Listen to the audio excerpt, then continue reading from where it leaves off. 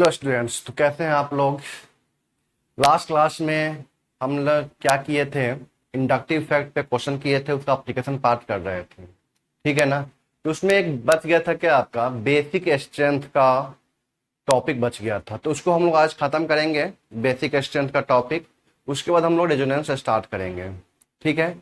चलिए हम लोग देखते हैं बेसिक स्ट्रेंथ में क्या। कल बता दिए थे आप लोग को ऐसा कि बेसिक स्ट्रेंथ क्या होता है, हम लोग बेस क्या होता है बताए थे ना, एसिड क्या होता है, बेस क्या होता है, ऐसे मैं पहले ही बता चुका हूँ आपका, मतलब फर्स्ट या सेकेंड लेक्चर में साथ बता चुका हूँ मैं। तो उसमें जाकर देखिए, वहां पे मैं बता चुका हूँ बेस क्या होता है, ये सब पहले भी डिस्कशन हो चुका है। तो ऐसा कुछ नहीं नया नहीं है यहाँ पे, ठीक है ना। और इसी का मैं बार बार इस्तेमाल करूंगा आगे भी, इसलिए इतना बार ये आ जाएगा ना कि आपके दिमाग में, आपके जहन में जाके बैठ जाएगा। Acid, base, carbocation, carbon ion, free radical, ये सब जाके आपके दिमाग में, जहन में जाके बैठ जाएगा वो अच्छे से, ठीक है ना। और फिर जब मैं यूज करूंगा इसलिए मैं क्या पता है क्या करता हूँ, स्टार्टिंग से ये सब बताते चलता हूँ। लोग, बहुत से लोग क्या करते हैं ना, ये कार्बोकेटाइन एप्लीकेशन पार्ट स्टार्टिंग बताते ही नहीं है, छोड़ देते हैं, उसको लेके जाते कहाँ पे, रिएक्शन मैकेनिज्म में, ठीक है ना, वहां से वो बताना स्टार्ट करते हैं। और मैं क्या करता हूँ, मेरा कुछ डिफरेंट है तरीका पढ़ाने का। मैं क्या करता हूँ कि वो स्टार्टिंग से ही उसको बताते चलता हूँ, उसको सुनाते चलता हूँ। Carbocation, carbocation, carbon ion, free radical, acidic acid, basic acid, वो सब सुनाते चल रहा हूँ स्टार्टिंग से ही। ताकि क्या होता है कि आदमी सुनते सुनते ना उस चीज को पे क्या करता है कि हाँ, उसके दिमाग में जाके वो चीज बैठ जाता है। तो उसको फिर मतलब उस टर्म से, उस वर्ड से फिर उसको दिक्कत नहीं होती है, फिर आसानी से वो चीज को अच्छे से समझ सकता है, पढ़ सकता है इजी वे में, उसको कहीं से कोई दिक्कत नहीं होती है आगे। इसलिए मैं स्टार्टिंग से ही सब कुछ लेकर चल रहा हूं, ताकि आपको कहीं से कोई दिक्कत नहीं हो समझने में। अगर फिर भी आपको कोई दिक्कत हो रही है तो आप हमसे पूछ सकते हैं, मैं आपको जरूर बताऊंगा, जरूर हेल्प करूंगा आपको मैं, ठीक है ना। तो चलिए हम लोग स्टार्ट करते हैं आज के जो लेक्चर है, ठीक है ना। उसमें स्टार्ट करते हैं हम लोग क्या, बेसिक स्ट्रेंथ, जो लास्ट टॉपिक बच गया था इसका, उसको स्टार्ट करते हैं हम लोग। देखिए ध्यान से यहाँ पे,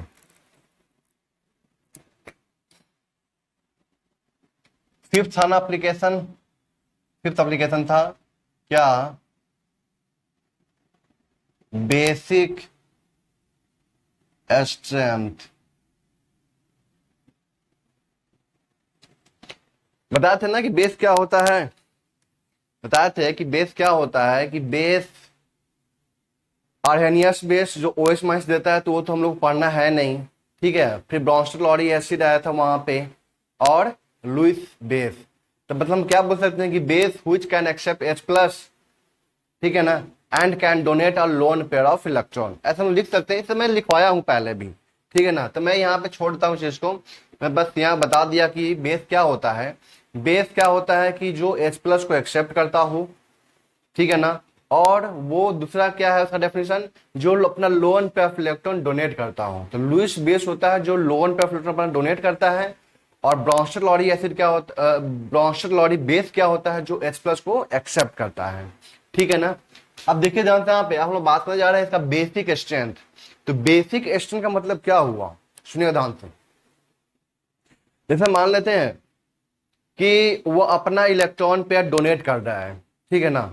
तो कितना आसानी से वो अपना इलेक्ट्रॉन पेयर डोनेट कर पाएगा। अगर जितना वो आसानी से अपना इलेक्ट्रॉन पेयर डोनेट कर पाएगा, तो हम लोग बोल देंगे कि तो जो बेस है ना, वो क्या है, आपका स्ट्रॉन्ग बेस है। कौन सा बेस है, वो स्ट्रॉन्ग बेस है। अगर वही आपका क्या है कि वो आसानी से अपना इलेक्ट्रॉन पेयर डोनेट नहीं कर पा रहा है, तो हम लोग बोल देंगे कि वो वीक बेस है, ठीक है ना। क्लियर है यहाँ तक। और इसके बारे में हम डिटेल पढ़े थे वहां पे एसिड बेस में, मतलब बहुत डिटेल तो नहीं पढ़े थे, लेकिन थोड़ा सा हम लोग वहां पे पढ़ चुके थे पहले से ही, ठीक है ना। तो हम लोग यहाँ पे सिर्फ और सिर्फ क्या देखेंगे कि जो उसका निगेटिव चार्ज है, negative charge with unshared pair of electron, वही तो वो डोनेट कर पाएगा H+ को। कोई दिक्कत है यहाँ तक, वही तो अपना इलेक्ट्रॉन पेयर डोनेट कर पाएगा किसको, H+ को। या लोन पेयर ऑफ इलेक्ट्रॉन है, वही तो अपना वो डोनेट कर पाएगा किसको, H+ को, ठीक है ना। तो आसानी से अगर वो अपना इलेक्ट्रॉन पेयर डोनेट कर पा रहा है, तो हम लोग बोल देंगे कि तो वो क्या है, आपका स्ट्रॉन्ग बेस है। अगर उसको ज्यादा दिक्कत आ रही है, नहीं कर पा रहा आसानी से अपना इलेक्ट्रॉन पेयर डोनेट, तो उसको हम लोग क्या बोलेंगे कि वो वीक बेस है। तो दिक्कत यहां तक क्लियर है। चलिए हम यहाँ पे देखते हैं, हम लोग यहाँ पे क्या बोलेंगे बेस के बारे में।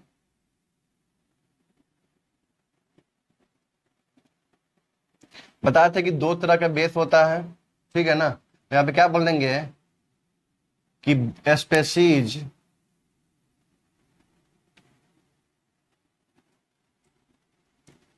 which can accept H plus and, या ऐसा लिख दीजिए, और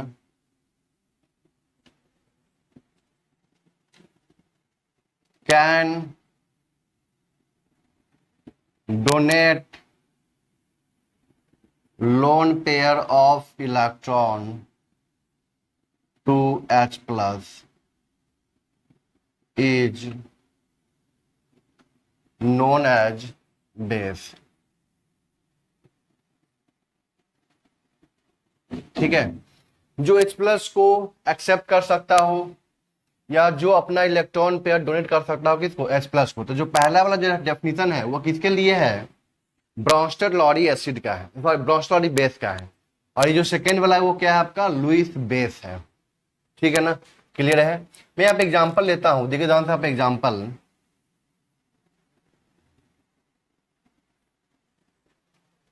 तो मान लेते हैं हम यहाँ पे क्या लेते हैं, NH3, तो यहाँ पे लेते हैं H2, ठीक है ना। अब यहाँ पे आपसे पूछ रहा है कि दोनों बताइए कौन स्ट्रॉन्ग बेस होगा। N के पास में भी क्या है, लोन पेयर इलेक्ट्रॉन है, इसके पास में भी क्या है, लोन पेयर इलेक्ट्रॉन है। तो कौन आसानी से अपना इलेक्ट्रॉन पेयर डोनेट कर सकता है। तो नाइट्रोजन जो एटम है वो लेस इलेक्ट्रोनिगेटिव एटम है, और ये क्या है आपका, मोर इलेक्ट्रोनिगेटिव एटम है। तो जो लेस इलेक्ट्रोनिगेटिव एटम है वो आसानी से अपना इलेक्ट्रॉन पेयर डोनेट कर सकता है, दे सकता है आसानी से। इसका मतलब हम लोग क्या बोलेंगे कि इसका बेसिक स्ट्रेंथ क्या होगा, ज्यादा होगा। किसका, अमोनिया का। तो यहाँ पे क्या बात कर रहे हैं, बेसिक स्ट्रेंथ का बात कर रहे हैं, ठीक है। तो यहाँ पे क्या बोलेंगे कि बेसिक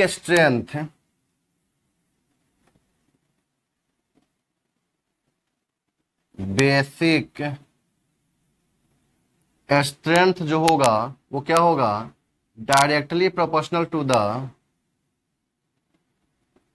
ईज टू डोनेट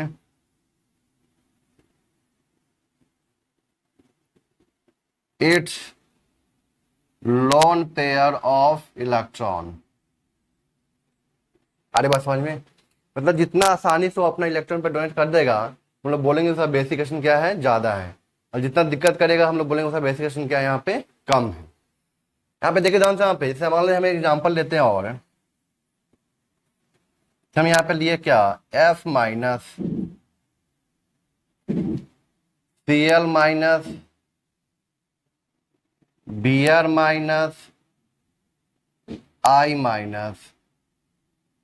अब बताइए यहाँ पे कि चारों में किसका बेसिक एस्ट्रेंथ सबसे ज्यादा होगा। देखिए ध्यान से, यहाँ पे फ्लोरीन है, क्लोरीन है, ब्रोमीन है, आयोडीन है। अब एक बात आप लोगों को ध्यान रखना है कि जितना ज्यादा चार्ज डेंसिटी होगा, जितना, ये सब क्या है, निगेटिव चार्ज डेंसिटी है। हम लोग जानते हैं कि चार्ज डेंसिटी क्या होता है, charge density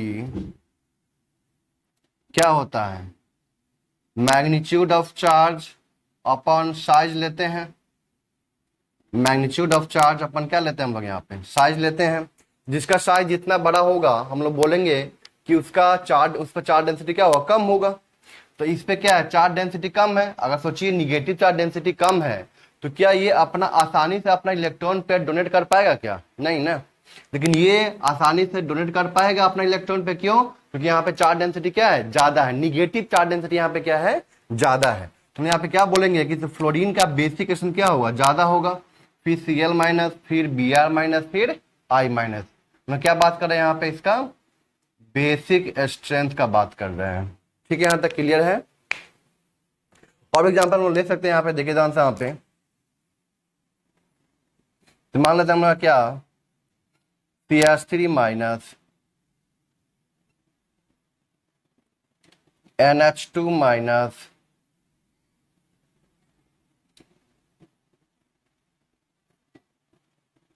OH minus F minus. बताइए यहाँ पे किसका ज्यादा होगा यहाँ पे बेसिक स्ट्रेंथ। तो हम जानते हैं कि इसे ये सब क्या है, एक ही पीरियड का एलिमेंट है, और जब एक पीरियड का एलिमेंट होता है तो वहां पे क्या लगता है, इलेक्ट्रोनिगेटिविटी से हम चेक करते हैं। उसका कोई भी चीज डिसाइड करना होता है किससे चेक करते हैं, अगर एक ही पीरियड का एलिमेंट हो तो इलेक्ट्रोनिगेटिविटी से हम डिसाइड करते हैं। तो इसका इलेक्ट्रोनिगेटिविटी क्या है, कम है, इसका इलेक्ट्रोनिगेटिविटी क्या है, ज्यादा है। अगर इसका इलेक्ट्रोनिगेटिविटी कम है, इसका मतलब क्या हुआ कि ये आसानी से अपना इलेक्ट्रॉन पेयर को डोनेट कर सकता है इजिली। क्लियर है, इलेक्ट्रोनिगेटिविटी कम है मतलब उसका होल्डिंग पावर निगेटिव, उस एटम का निगेटिव चार्ज पे होल्डिंग पावर कम है, होल्डिंग कैपेसिटी क्या है, कम है। तो ये लूजली है, ठीक है ना, ये क्या है, लूजली है निगेटिव चार्ज, तो ये आसानी से यहां से जा सकता है। लेकिन ये फ्लोरीन जो होता है वो क्या होता है, मोर इलेक्ट्रोनिगेटिव एटम होता है, जो क्या करता है कि इसके निगेटिव चार्ज को बहुत ज्यादा टाइटली स्ट्रांगली होल्ड करके रखता है, तो आसानी से इसको जाने नहीं देगा। मतलब जाने नहीं देगा मतलब क्या हुआ, ये आसानी से अपना इलेक्ट्रॉन पे डोनेट नहीं कर पा रहा है, इसका मतलब उसका क्या होगा, बेसिक स्ट्रेंथ कम होगा, इसका क्या होगा, ज्यादा होगा। तो इसका ज्यादा होगा, फिर NH2, फिर OH माइनस, फिर F माइनस। तो क्या बात कर रहे हैं इसका, हम लोग बेसिक स्ट्रेंथ का बात कर रहे हैं। कोई दिक्कत यहां तक क्लियर है।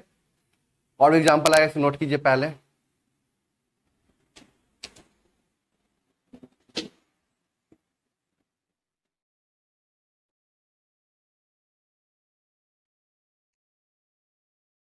तो ये आप लोग क्वेश्चन कर लिए होंगे, मिलाइए यहाँ पे, देखिए ध्यान से। यहाँ पे एन के पास में यहाँ पे क्या है, लोन पेयर ऑफ इलेक्ट्रॉन, तो ये अपना इलेक्ट्रॉन पेयर डोनेट कर सकता है। यहाँ भी है लोन पेयर ऑफ इलेक्ट्रॉन, यहाँ भी क्या है, लोन पेयर ऑफ इलेक्ट्रॉन। अब देखिए ध्यान से यहाँ पे, ये जो नाइट्रोजन है वो क्या है आपका sp3 है, ये जो नाइट्रोजन है क्या है यहाँ पे sp2 है। चेक कीजिए 1 2 और 3, यहाँ पे क्या हो जाएगा sp। हम जानते हैं कि इसे electronegativity of sp greater than sp2 greater than sp3। अगर इलेक्ट्रोनिगेटिविटी ज्यादा है, इसका मतलब क्या होगा कि वो आसानी से अपना इलेक्ट्रॉन पे डोनेट नहीं कर सकता है। अगर वो नहीं कर पाएगा, इसका मतलब उसका बेसिक एशन क्या होगा, कम होगा। तो सबसे ज्यादा किसका होगा, फर्स्ट वाले का, फिर सेकेंड वाले का, फिर थर्ड वाले का। कोई दिक्कत यहां तक क्लियर है।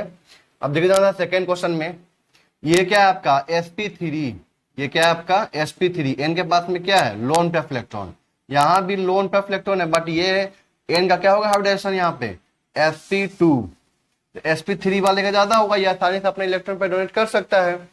यहाँ पे चेक कीजिए, यहाँ पे फ्लोरीन है और यहाँ पे क्या है आपका क्लोरीन, तो फ्लोरीन तो -I स्ट्रॉन्ग लगाएगा as compare to the chlorine, ये ज्यादा खींचेगा इलेक्ट्रॉन डेंसिटी को, तो यहाँ पे इलेक्ट्रॉन डेंसिटी की कमी होने लगेगी।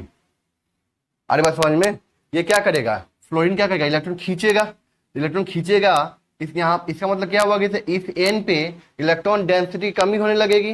अगर यहाँ पे इलेक्ट्रॉन डेंसिटी कमी होने लगेगी तो क्या ये अब उतना आसानी से अपने इलेक्ट्रॉन पे डोनेट कर पाएगा, नहीं कर पाएगा। इसलिए यहाँ पे क्या होगा, क्लोरो वाले का ज्यादा हो जाएगा।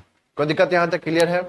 इसमें देखिए ध्यान से, यहाँ पे देखिए ध्यान से, NO2 है लेकिन दूर चला गया, बताए थे ना, और यहाँ पे Br है, तो यहाँ पे बताया था कि दो वीक वाले का दो से अधिक भी हो सकता है, कोई दिक्कत नहीं है, ठीक है ना, उसको बोल सकते हैं मल्टी ग्रुप्स, ठीक है ना। तो कहने का मतलब क्या है कि वीक मल्टी ग्रुप्स का इफेक्ट एक स्ट्रांग वाले ग्रुप से क्या होगा, ज्यादा होगा, तो इसका इफेक्ट क्या होगा, ज्यादा होगा। क्लियर है यहां तक। अब देखिए ध्यान से, ये डिस्टेंस पे डिपेंड कर रहा है। यहाँ पे देखिए ध्यान से, यहाँ पे क्या है आपका कि डिस्टेंस ज्यादा है, यहाँ पे डिस्टेंस कम है। देखिए ध्यान से चेक कीजिए, NO2 इससे क्या हो चुका है, दूर जा चुका है, और Br यहाँ पे क्या है, नजदीक में है। इसका मतलब ये दोनों मिलकर यहाँ पे ज्यादा इफेक्ट क्रिएट करेगा और ये कम करेगा। और दोनों के दोनों ग्रुप NO2 या Br, दोनों के दोनों ग्रुप कैसा है, -I वाला ग्रुप है, ठीक है ना। तो ये कम इलेक्ट्रॉन खींचेगा और ये दोनों मिलकर ज्यादा खींचेगा। एक तो वीक वाला है, उस पर से क्या डिस्टेंस भी कम है, तो इसका इफेक्ट ज्यादा होगा, मतलब ये ज्यादा इलेक्ट्रॉन विड्रॉ करेगा, ज्यादा इलेक्ट्रॉन विड्रॉ करेगा, तो मतलब यहाँ पे इलेक्ट्रॉन डेंसिटी की कमी हो जाएगी, मतलब ये आसानी से अपना इलेक्ट्रॉन पे डोनेट नहीं कर पाएगा, लेकिन ये कर देगा आसानी से। इसलिए इसका बेसिक एशन क्या होगा, ज्यादा होगा, क्योंकि एन के पास में यहाँ पे क्या है, लोन पेयर ऑफ इलेक्ट्रॉन। कोई दिक्कत है यहां तक। अब नेक्स्ट देखते हैं हम लोग पांचवा क्वेश्चन। ये तो प्लस आई लगा रहा है, और यहाँ पे Cn क्या लगा रहा है, माइनस आई, यहाँ पे Br क्या लगा रहा है, माइनस आई लगा रहा है। तो हम लोग बोलेंगे कि 1 वाले का ज्यादा हो जाएगा, कोई दिक्कत है यहाँ तक, 1 वाले क्या होगा यहाँ पे ज्यादा होगा। लेकिन इस दोनों में से बताइए किसका ज्यादा होगा, Cn या Br। दोनों क्या डिस्टेंस सेम है दोनों का, Cn नजदीक में है, सॉरी दोनों का डिस्टेंस सेम है, बट ये स्ट्रांग वाला है वो क्या है, वीक वाला है। तो वीक वाला तो कम खींचेगा ना इलेक्ट्रॉन, वीक वाला तो कम खींचेगा इलेक्ट्रॉन, कम खींचेगा तो वहां पे कम इलेक्ट्रॉन डेंसिटी कमी होगी, लेकिन यहाँ पे ज्यादा कमी हो जाएगी इलेक्ट्रॉन डेंसिटी की। तो हम लोग क्या बोलेंगे यहाँ पे, तीसरा, फिर क्या हो जाएगा, दूसरा। ठीक है ना, कोई दिक्कत यहां तक क्लियर है। अब यहाँ पे देखे जान से यहाँ पे Cl माइनस आई शो करता है, सबका इफेक्ट लिखिए, यहाँ पे इफेक्ट लिखना पड़ेगा। क्या शो करता है, माइनस आई इफेक्ट शो करता है, ये प्लस आई शो करता है, ये माइनस आई शो करता है, ये प्लस आई शो करता है, ये माइनस आई शो करता है। तो हम जानते हैं कि प्लस आई वाले का तो ज्यादा होगा इफेक्ट, ठीक है ना। प्लस आई से क्या होगा, इलेक्ट्रॉन डेंसिटी वहां पे बढ़ जाएगा। अगर प्लस आई से इलेक्ट्रॉन डेंसिटी बढ़ जाएगा तो हम लोग बोलेंगे कि उसका एसिडिक सॉरी बेसिक स्ट्रेंथ क्या होगा, वहां पे ज्यादा होगा। तो सोचिए इसमें और इसमें किसका ज्यादा होगा बेसिक स्ट्रेंथ, बताइए आप। क्योंकि ये क्या है, हम जानते हैं कि अगर number of branching free valent carbon atom पे बढ़ता है, नंबर ऑफ ब्रांचिंग अगर फ्री वैलेंट कार्बन एटम में बढ़ता है तो उसका प्लस आई पावर क्या होता है, ज्यादा होता है। तो इसका प्लस आई पावर क्या होगा, ज्यादा होगा इसके कंपेयर में। तो हम लोग बोलेंगे कि से ये 1 2 3 4 वाले का ज्यादा होगा basic strength as compare to the second वाले। तो 4 वाले का ज्यादा होगा as compare to the second वाला।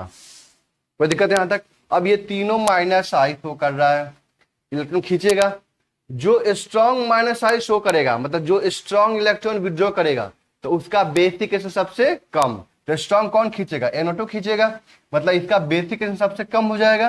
तो थर्ड वाले सबसे लास्ट में चला जाएगा, थर्ड वाला सबसे लास्ट में। अब बचा यहाँ पे 1 एंड 5th, फर्स्ट और 5th में चेक करना है। ये तो कम खींचेगा, वो ज्यादा खींचेगा इलेक्ट्रॉन। अरे बात समझ में, ये कम खींचेगा इलेक्ट्रॉन और वो ज्यादा खींचेगा, क्योंकि फ्लोरीन का माइनस आई क्या होता है, ज्यादा होता है। इसका मतलब क्या हो जाएगा, पहले क्या आ जाएगा फर्स्ट, उसके बाद क्या आ जाएगा आपका 5th। अब यहां पे देखे ध्यान से,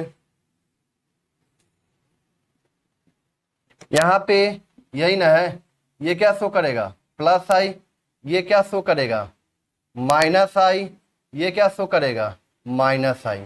बताइए यहाँ पे किसका ज्यादा होगा, सोच के बताइए।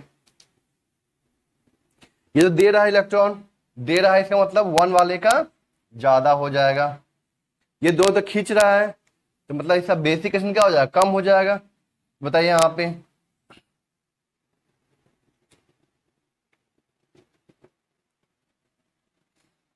ये ज्यादा खींचेगा, ये कम खींचेगा। अगर ये ज्यादा खींचा तो यहाँ पे ज्यादा इलेक्ट्रॉन डेंसिटी कमी होगी। आ रही बात समझ में, यहाँ पे ये ज्यादा खींचेगा तो यहाँ पे ज्यादा इलेक्ट्रॉन डेंसिटी की कमी होगी। इसका मतलब हम क्या बोल सकते हैं यहाँ पे कि सेकेंड वाला सबसे लास्ट में चला जाएगा और फिर यहाँ पे क्या आएगा थर्ड वाला। चेक कीजिए यहाँ पे कि बेसिक स्ट्रेंथ जो होगा, basic strength is directly proportional to the plus I power of the group, ठीक है ना, and inversely proportional to the what, minus I power of the group, ठीक है। हम यहां बात करें एसिडिक स्ट्रेंथ, बताओ एसिडिक स्ट्रेंथ क्या होगा, directly proportional to the minus I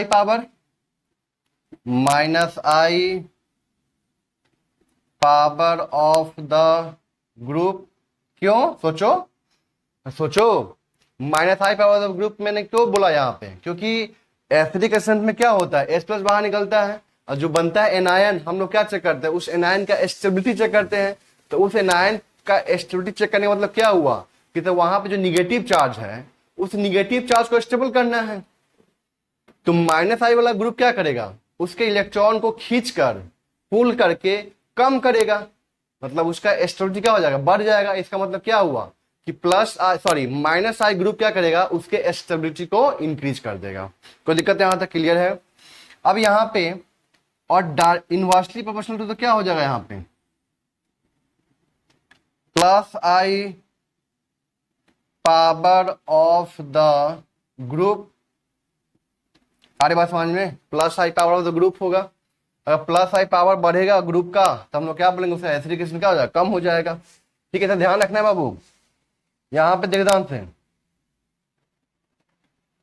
stability of carbocation पढ़े थे ना, डायरेक्टली प्रोपोर्शनल टू द, बोलो कार्बोटायन है ना, मतलब यहाँ पे इलेक्ट्रॉन डेंसिटी कमी है तो हमें क्या करना है, इलेक्ट्रॉन डेंसिटी बढ़ाना है। मतलब यहाँ पे क्या बोलेंगे, plus I power of the group, मतलब प्लस आई पावर क्या करेगा, उसके स्टेबिलिटी को बढ़ा देगा। और माइनस आई बताओ क्या करेगा, घटा देगा। तो यहाँ पे क्या लिखेंगे, इनवर्सली लिखेंगे, minus I power of the group. बोले कोई दिक्कत यहां तक क्लियर है।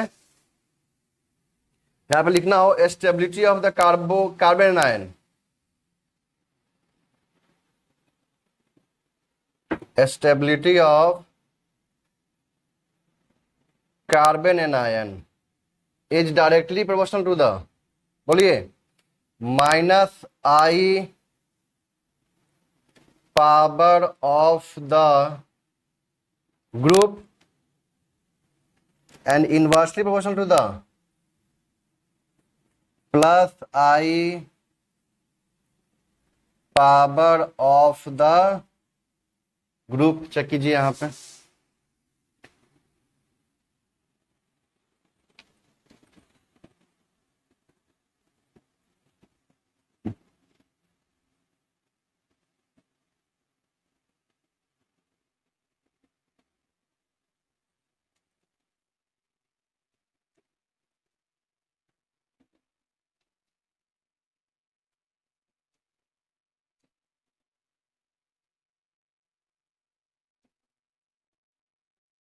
और एक और बात किया क्या,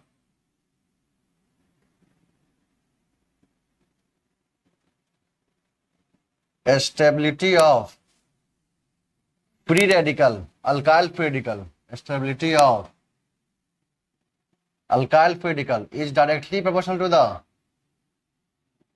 plus I power of the group and inversely proportional to the minus I power of the group. मिलाइए इसको, चेक कीजिए।